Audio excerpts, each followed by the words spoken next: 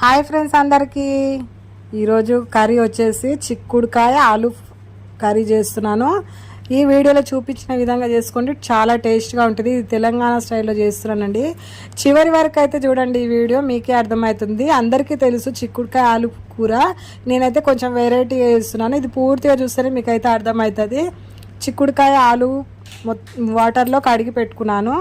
తర్వాత ఒక కుక్కర్లో ఆయిల్ వేసుకొని ఉల్లిపాయలు, కరివేపాకు, అల్లం వెల్లుల్లి పేస్ట్, పసుపు వేసుకొని బాగా కలుపుకొని పెట్టుకున్నాను.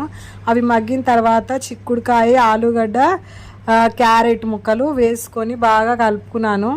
అవి కొంచెం మగ్గిన తర్వాత కొన్ని టమాటా ముక్కలు వేసుకున్నాను. అవి బాగా కుక్ అయిన తర్వాత తగినంత సాల్ట్, కారం వేసుకోవాలి. అవి బాగా కలుపుతూ ఉండాలి మాడకుండా. తర్వాత కొంచెం మగ్గిన తర్వాత వాటర్ అయితే పోసుకోవాలి. దాంట్లో మనం గ్రేవీకి సరిపడా వాటర్ పోసుకొని కుక్కర్ పెట్టేసుకొని ఒక 3 విజిల్స్ వచ్చే వరకు అయితే కుక్కర్ను అలాగే స్టవ్ మీద పెట్టేసుకోవాలి. ఇవి బాగా ఉడికిన తర్వాత మన కుక్కర్ మూత అయితే తీస్తే ఇది ఈ విధంగా అయితే కర్రీ మొత్తం రెడీ అయిపోతుంది. టేస్ట్ మాత్రం వేరే లెవెల్లో ఉంటుంది. లాస్ట్ ఫైనల్లో కొబ్బరి పొడి అయితే వేసుకోండి. Thank you for watching. ఇదేనండి నా